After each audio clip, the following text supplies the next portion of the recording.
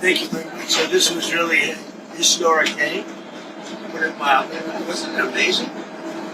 Even that last meeting, when you see the heads of those countries, those are serious countries. But I thought it was fantastic. And seeing the so-called hostages, because kids come back home the way their parents just went crazy. Your father would not be that way with you. He'd be okay, but he wouldn't be like that. I would get a hug. A hug. Minor hug, okay. Come on, man. Let's go. No, he wouldn't. I'm okay.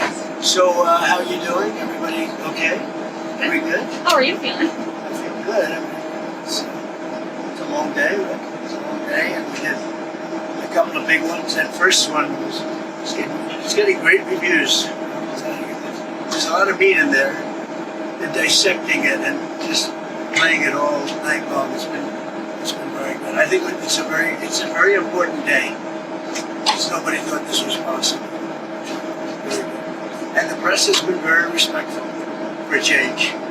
Doesn't happen often. Go ahead, Peter. Let's go. What does it tell you about the world that it seems like you got a much better reception in Israel than you get in like New York City right now? I think I get a great reception in New York City. I'm not saying that you don't, but it was on another level today. It was incredible. But I went to the Bronx, and we had 31,000 people in a park in the Bronx in New York City during the campaign. 31,000, you remember that? And it was the friendliest crowd you've ever seen. And very diverse, but it was New York is good. It's good. New York City, bad example, but it was, I don't know if you can Are see. you admitting you made a mistake? I don't believe it. This is breaking news. First rule of politics, never admit a mistake. Never. But it was, in the motorcade, I don't know if you can see, there were people hanging out of every apartment balcony inside the Knesset. Okay, so I've heard, they said if you did Russia or if you did, lots of different combinations, they say the Middle East blows away. And I said, well, like, that's what's...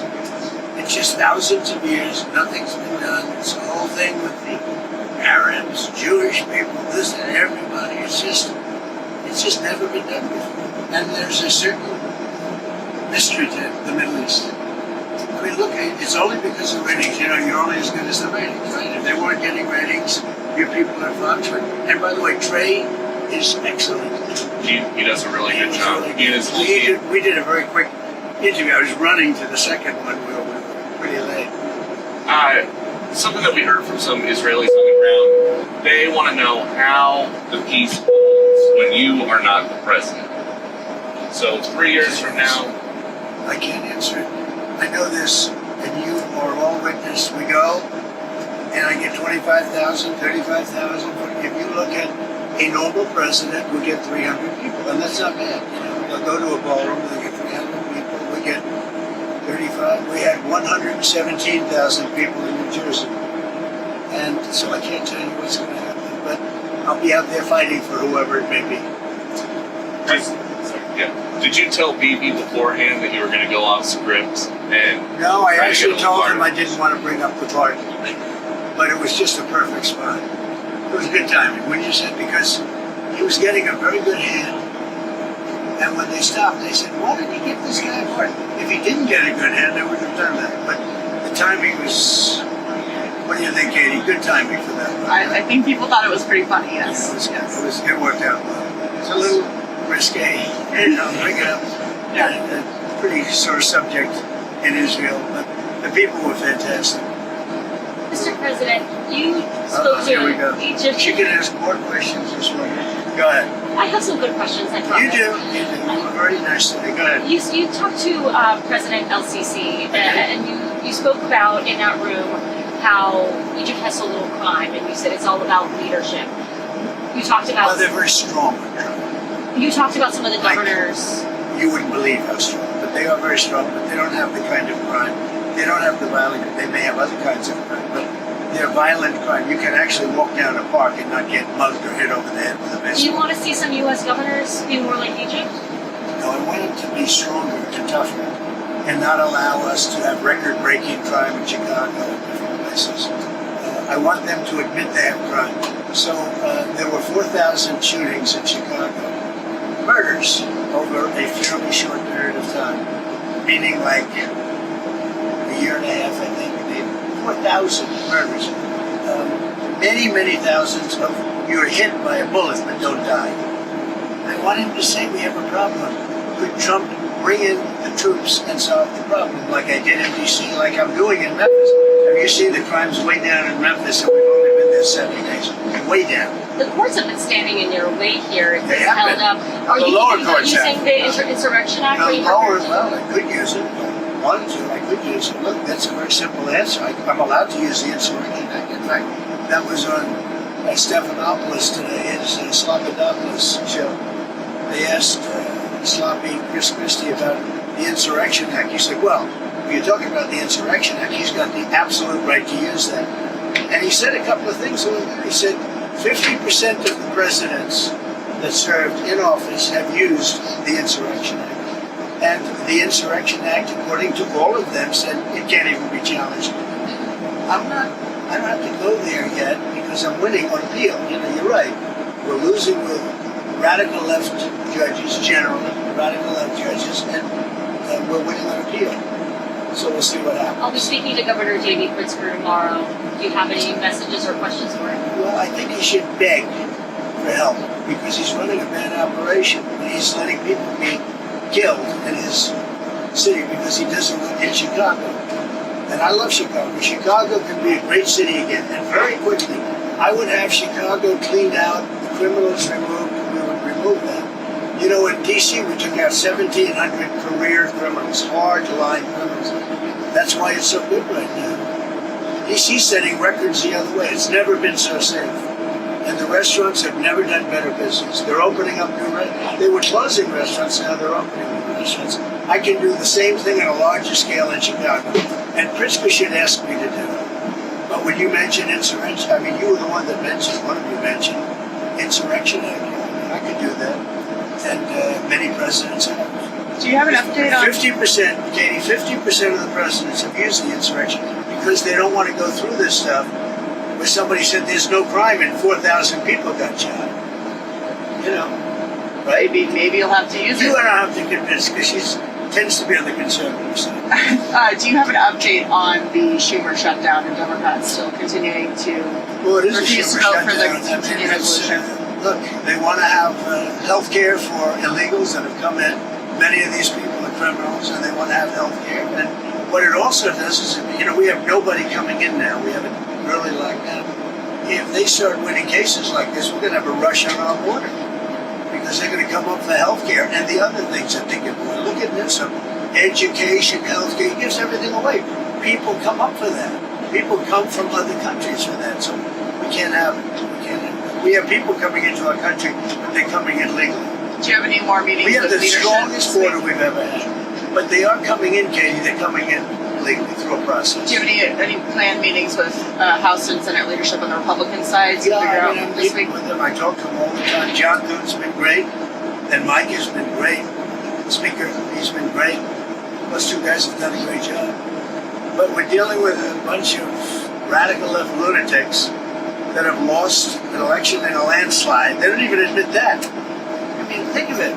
They lost the election 2,700 in terms of counties to 525. That's where the map is entirely, right? They lost all 7 swing states. They lost the popular vote. And then they say, oh, the election was close. She says the election was a landslide. But they lie. You know, they can take any subject like this sometimes. He says, oh, no, Los Angeles is doing great. If we didn't go into Los Angeles, they would have had to cancel the Olympics. And the head of law enforcement said, and he said it very strongly, we could not have handled this if Trump didn't bring those people in. 2 weeks later, he said, oh, we could have, because he was told to say that.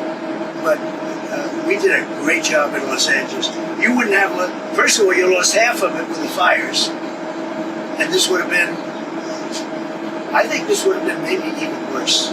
They had no control. When we went in, the police had totally lost control. And he admitted it. The head, whoever he is, whatever his name is, he admitted it very strongly. What's your reaction to President Bill Clinton giving you credit for ending the war in Gaza and I've other always top liked Bill Democrats? Clinton. I've always gotten along with him. He used to be a friend of mine. Came to my wedding, you know. So did she. A lot of people don't know that. But no, I've always liked him. I thought it was very nice, actually.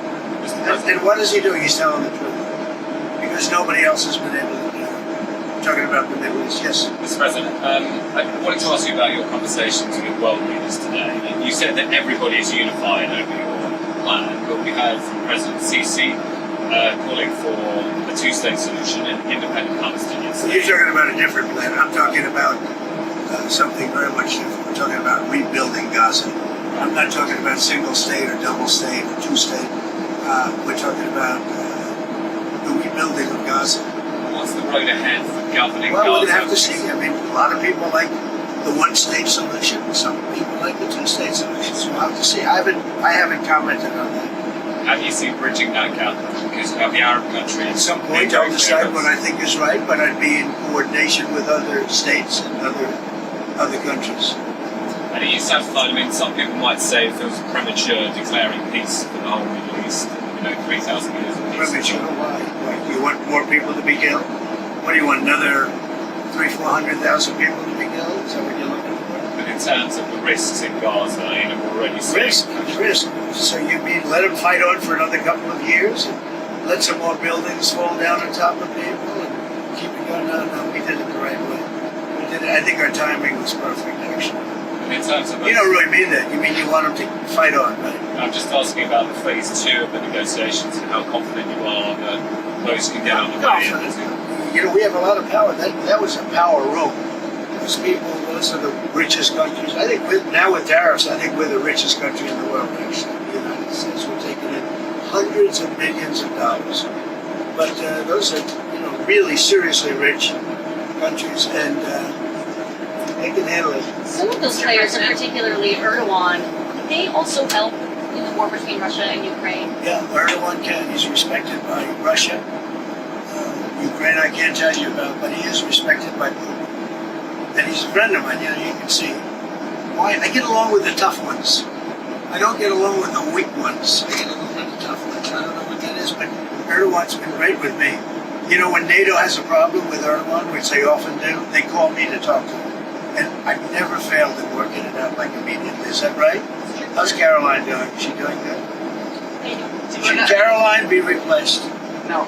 That's up to you, sir. It'll never happen. Nobody wants to say I say she does a great job. Thank you. Do you want to elaborate on the Those countries? and those lips, they move like a machine gun, right? Do you want to elaborate on the countries you consider weak? They really are. Okay, what? Do you want to comment on the leaders you consider weak who are in that room? No, I won't comment on that, but you know probably who they are.